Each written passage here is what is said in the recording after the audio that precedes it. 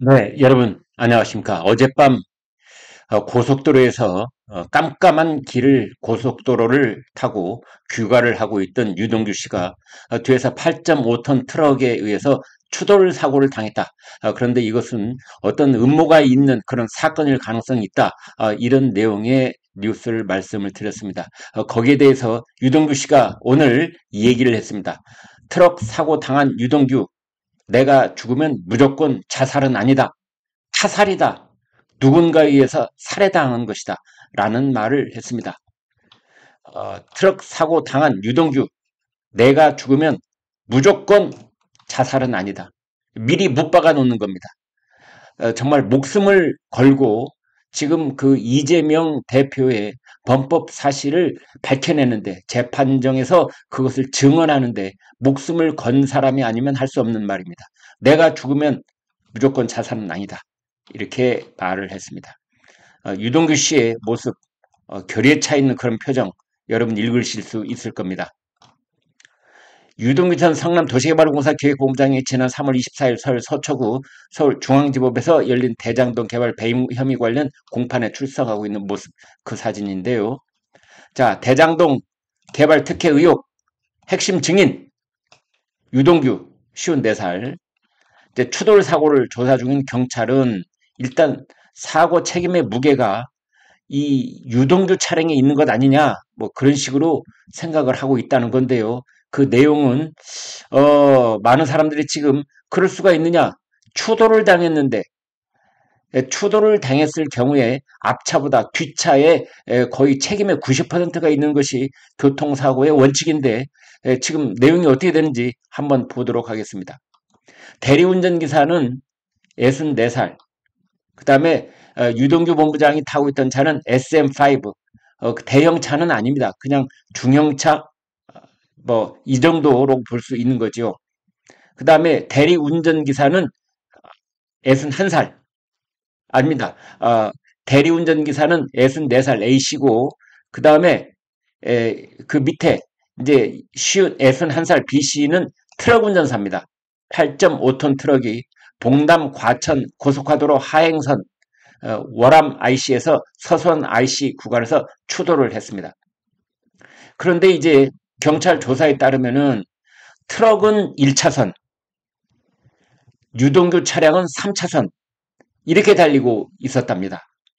그런데 1차선을 달리던 트럭이 2차선으로 올라왔고 3차선으로 달리고 있던 유동규의 차량도 2차선으로 올라와서 두 차량이 각각 1차로와 3차로를 달리고 있다가 2차로에서 만난 것이다.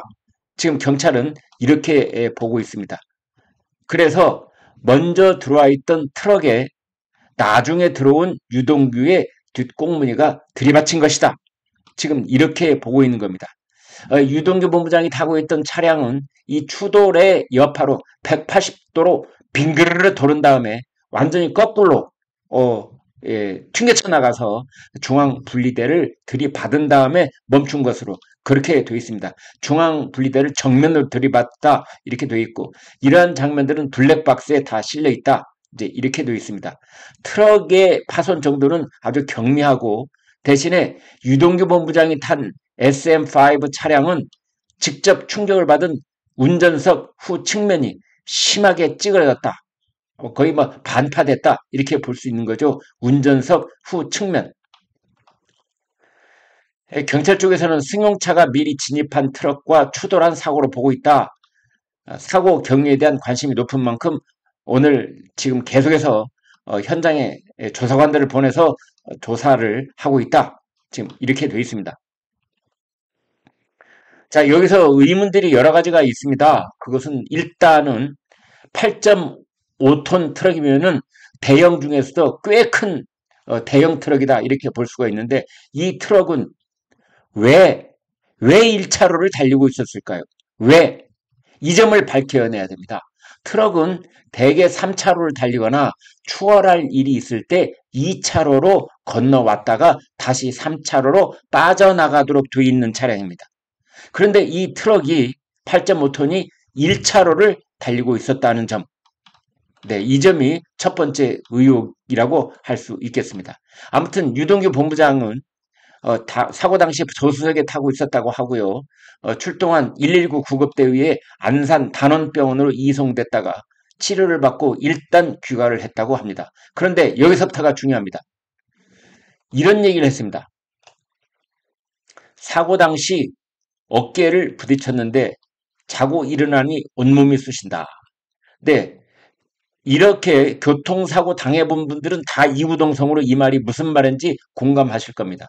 사고 당시에는 온몸이 그 충격 때문에 신경이 제대로 그 자기 근육을 통제하지 못하는 상태에서 일단은 별일 없는 것처럼 보이는데 하룻밤 자고 일어나면 그 충격의 여파가 이제 그 근육과 신경줄에 고스란히 반영되는 경우가 많습니다.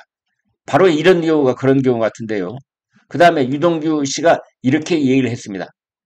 제한속도 시속 90km 구간에서 100km로 달리던 트럭에 들이받친 사고인데 어떻게 앞차가 가해 차량일 수 있느냐? 이거 매우 중요한 증언이라고 할 수 있습니다. 피해자 증언인 셈인데요. 자, 유동규 씨의 말은 이겁니다.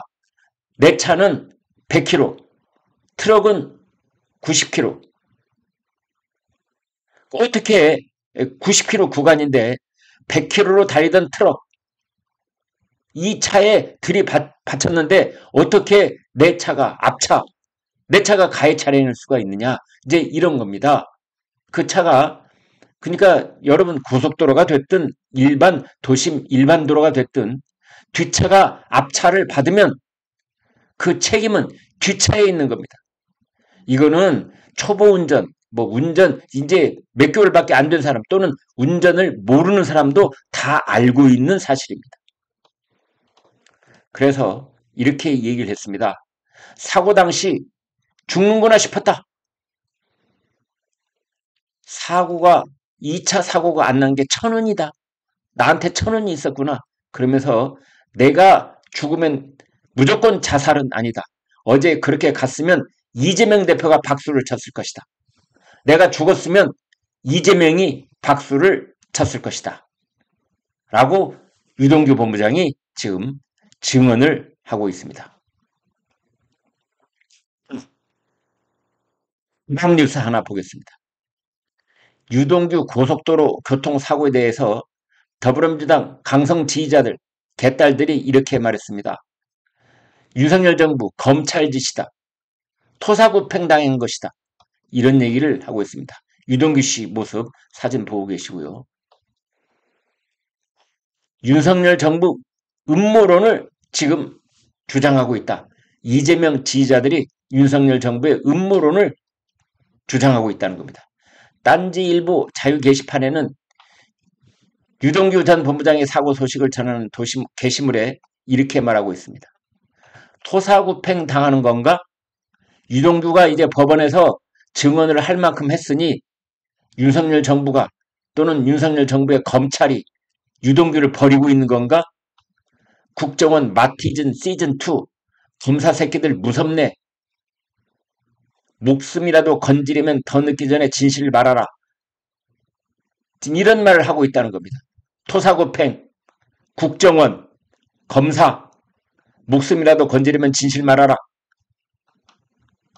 추돌 사고에 살해 의도가 있었다는 것은 일반 국민이 가지고 있는 생각이나 비슷한데 그 배후에 이재명 쪽 그 어떤 검은 세력이 있는 것이 아니라 정부와 검찰과 국정원이 있다는 그런 주장을 펼치고 있는 겁니다. 이재명 대표 지지자 모임인 제명인의 마을에도 이런 글들이 올라와 있습니다.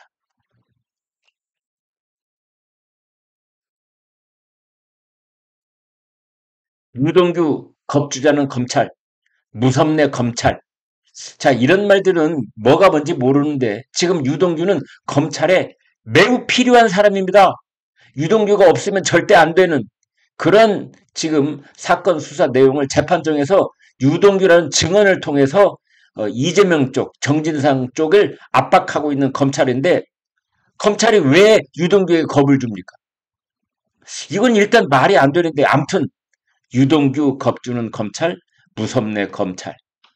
또 그쪽 커뮤니티 여성시대에는 김건희 의혹이 타격이 커서 덮으려고 난리가 났다. 뇌물 덮으려고 또 영화 찍네. 김건희 특검이 있어서 그런가 어지간히 급한가 보다. 김건희 특검 이것을 덮으려고 유동규 교통사고를 일으켰다. 뭐 이런 겁니다.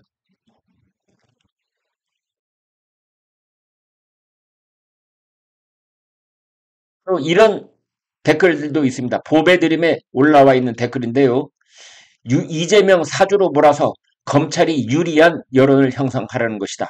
유동규가 죽어서 이득 볼 사람은 이재명. 이렇게 프레임 짜서 수사하거나 언론 플레이한다. 이재명이 그 정도 힘을 가진 악마라면 한동훈을 먼저 죽였겠지. 뭐 이런 댓글들이 올라와 있습니다. 뭐 도둑이 재발 저린다고 자기들 스스로가 이재명이 이, 제일 이득 볼 사람. 그래서 이재명이 시켰을 가능성이 있다. 뭐 이런 이야기까지 지금 나오고 있는 상황이다. 이렇게 말씀드릴 수가 있겠습니다. 네, 여러분 여기까지 하겠습니다. 고맙습니다.